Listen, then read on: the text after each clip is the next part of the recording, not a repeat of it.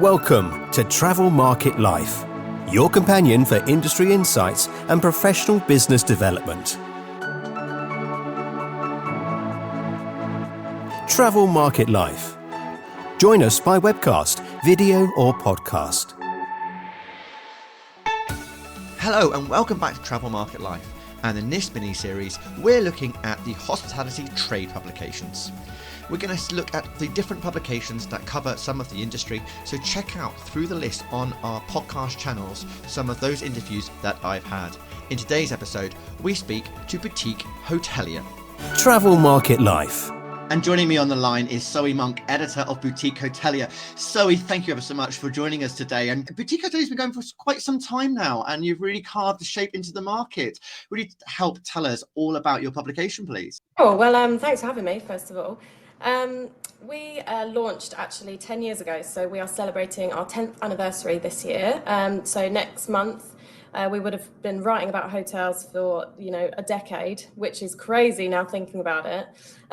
But we launched, first of all, we launched a website with a daily e-news alert. So we send out 5 sort of hot stories from the industry to people working in hotels across the UK. So it's 3, 4, 5-star luxury hotels in the UK. And so from the website platform, we sort of then expanded to do the monthly print magazine. And we've been going ever since. Even during COVID, we were still printing our magazines. We find people still love reading a magazine. They love having a tangible thing to read and show off and say, look, I'm on the front cover. I guess that's the one thing that is so different about this industry, isn't it, Zoe? It's the fact that, people are in the office. Hospitality is a people business. It's on site. Yeah. And so magazines, actually being able to pick them up, I guess they're still shared. But at the same time, being online means it comes through in their email inbox, or they can do the search and they can come across the stories. That's really important to them. Yeah, exactly. I mean, we've really tried hard to sort of grow the brand across all of those platforms. So yeah, the magazine still has tremendous value for people. They put it in their staff rooms. It brings a real boost to staff morale if they're working at a hotel and they see it featured. And yeah, obviously, we really try to be the first with news online. We really work hard on doing exclusive stories, speaking to the industry, just making sure that we are that real sort of valuable news source that people will come to. Hopefully our 10-year legacy, what proves that so far. Absolutely. I mean, I say 10 years, you need to evolve. You need to look at how the market is developing itself. But let's look at your audience for a second then. Who would you say is your core audience? Who are your readership in general? We try and focus on the owners and the operators of the hotels. So the real sort of key decision makers, the people holding the purse strings. We're a free publication. We're not behind a paywall. So our content and our business survives through advertising. So, companies will take an advert in the magazine or some sort of advertising, that sort of thing.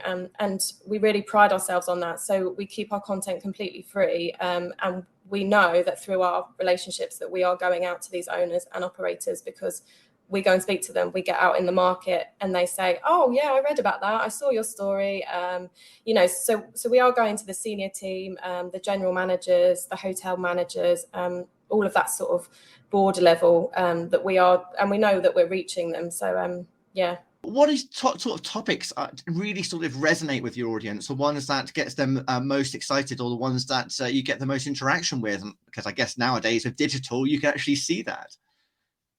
Yeah, it's funny. I mean, a lot of the sort of people-led stories are still very interesting to the industry. So big management changes at hotels are always going to get the clicks. Someone wants to know the gossip about where the GM is heading. So hopefully we can get the scoop on those sorts of things. Also, obviously, at the moment, a lot about sustainability. So we wrote a story the other week about the Hand and Flowers, Tom Kerridge's place, and how he saved X amount on a new energy saving initiative. So that did really well for us. I think a lot of businesses are obviously starting to think about that. New hotels are always a winner.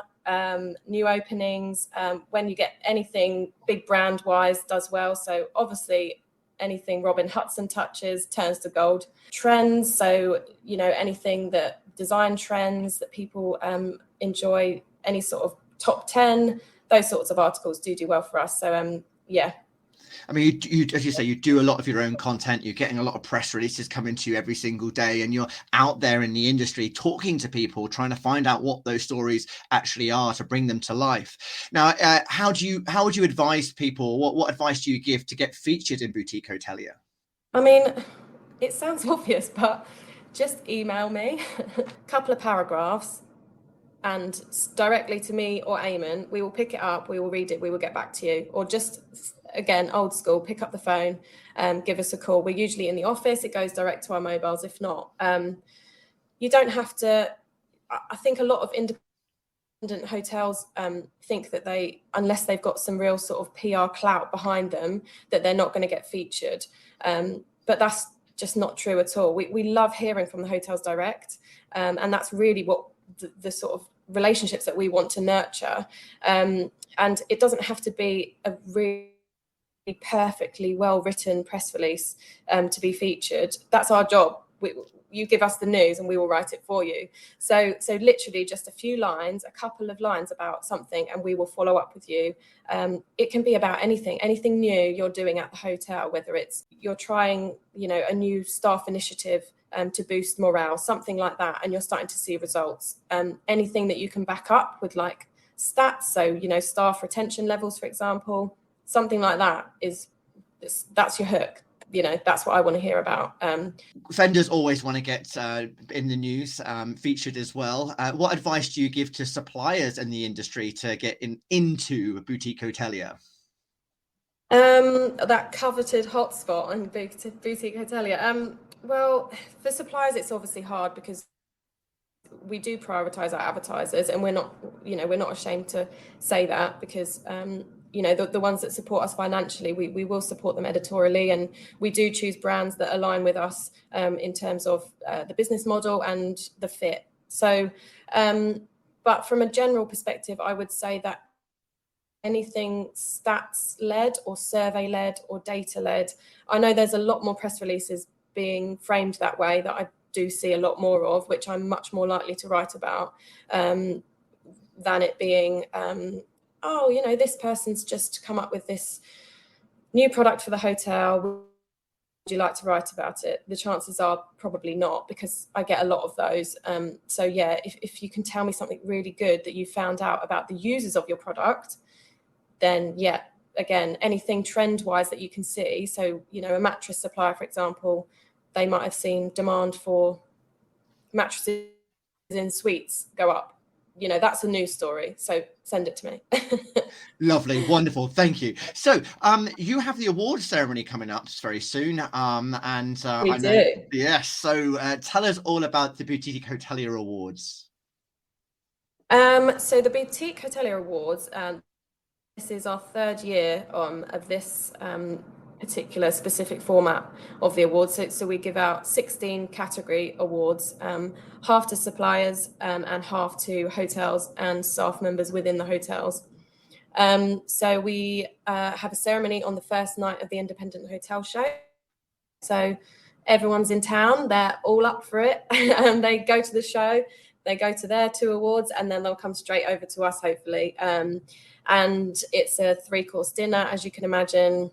Drinks are flowing. It's just a fun night, and we find that hopefully people will bring their teams. That's really what we want to see. People, managers, owners, bringing their teams along to celebrate all together. And yeah, we get a lot of nominations in. Then we do the shortlists, and hopefully then open up the voting, and the winners are decided by vote. So yeah, it's always a good night. A lot of work. I'm looking forward to it, because it's going to be one of the first times that I'm going to be able to get there, and Travel Market Life is one of the media partners for Independent Hotel Show. So I look forward to seeing you at those awards, and good luck to anyone that's been shortlisted. Don't forget to get those votes in. Now, Zoe, I mean, you were away on maternity leave. You came back. You had dealt with the COVID before you went away. So what developments have you seen in the sector on your return, and what are particularly exciting you? I mean, I think in general, we saw a lot during COVID, didn't we, about when hospitality venues were allowed to reopen, it was a lot about separation and keeping guests enclosed in a space due to, germs, contamination, all of that. That's all gone. However, the sort of need for that private space that's still within the confines of a hotel and on the grounds, the demand for that sort of space is absolutely through the roof, I'm finding. So alternative accommodations, we've seen it. If you think about it, this isn't really a new thing. Like Chewton Glen was one of the first, and they did their tree house. Well, they were probably the first to do the tree houses. They did them donkeys years ago, and it's now really that everyone else is sort of doing the shepherd's huts, the tree houses, and it's really interesting to see, because the different types of accommodation that you can put on grounds is amazing, and it all sort of plays into this immersive experience that more guests want. So they want to be part of the grounds, and that then carries through to sort of a lot of outside dining experiences. So you're getting, what I'm seeing as well is a lot more immersive kitchen, garden, dining menus and things like that. So you'll sort of sit in the evening, sort of surrounded by twinkly lights and really in the grounds. And a lot of these places just look so fantastic. And the menus are just obviously all sort of chime with that theme as well. The Grove in Hertfordshire, they do like this feast on Cloud 9, I think it's called, and they've got sort of these hot air balloons that are just stationed in the grounds, and you can just sit and have dinner in one of those, and it's just like it's an experience, isn't it? I think businesses are trying to go further than just doing a gimmick. Team activities as well, so corporate days are not boring conferences anymore. There's a lot more, again, activities, experiences. In general, the industry, I'm just seeing so many exciting new openings as well, like ones that particularly are Grove of Narberth. Those guys have obviously opened their second hotel, and they're in the process of doing the refurb. So that's been really exciting to see. The guys at the Beckford Group, predominantly pubs with rooms, but they're doing their first hotel. The Gallivant, they're obviously opening their second. I'm like name dropping all these people now, thinking, aren't you just? Yes, you're well connected, and you are going stateside as well as part of the developments at Boutique Hotelier. Tell us more. Yeah, we're going to go across the pond and give it a bash. Hopefully it ends up not like Spice Girls, who completely failed, but yeah, we are launching Boutique Hotelier USA.